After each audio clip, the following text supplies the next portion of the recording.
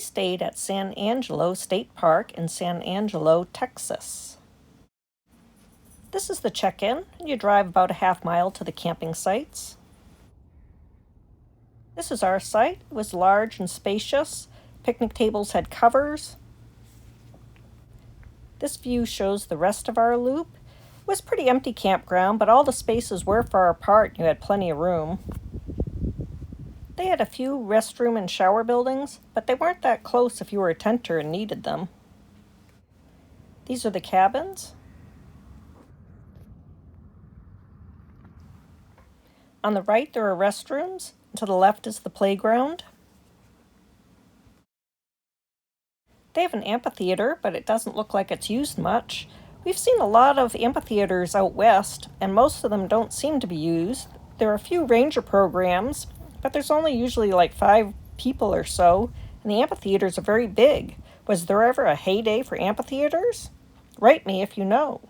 This is a boat ramp to nowhere. We saw a couple more even further out in the desert. The campground is on O.C. Fisher Lake. It used to be San Angelo Lake. It's also a reservoir. They had a fire on the lake bottom in the 70s during a drought. I'm not sure if it was ever full. Right now it's at about 8% capacity. These seem to be some moorings out in the middle of the desert, so the lake must have been higher at some time. This is the boat launch over near the dam. Looks like it's still usable, but it's pretty overgrown on each side.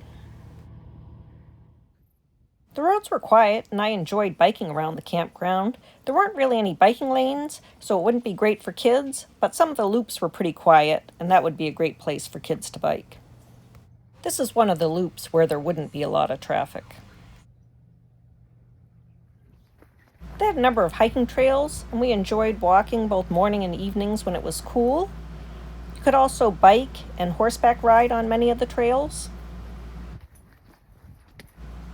This was the Red Dam Loop Trail where we saw the moorings and the boat launches. Also had a number of old campsites that weren't kept up.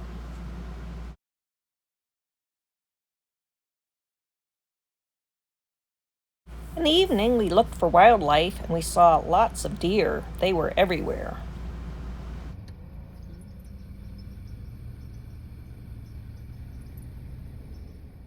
We also came across these bison and in the dark thought they were real until we saw how emaciated they were. We do have real bison. It's a state herd. They also have longhorn, but we didn't see any of those. But behind this fence, I did see my first and only javelina. As I was jumping off my bike to get the video of the javelina, a deer came by and scared him away. The deer were also out in the morning for our walks.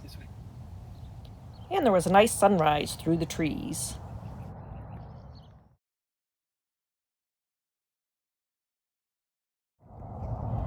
Ivy waiting to go for her morning walk. Well, that's it for this post. See you next time.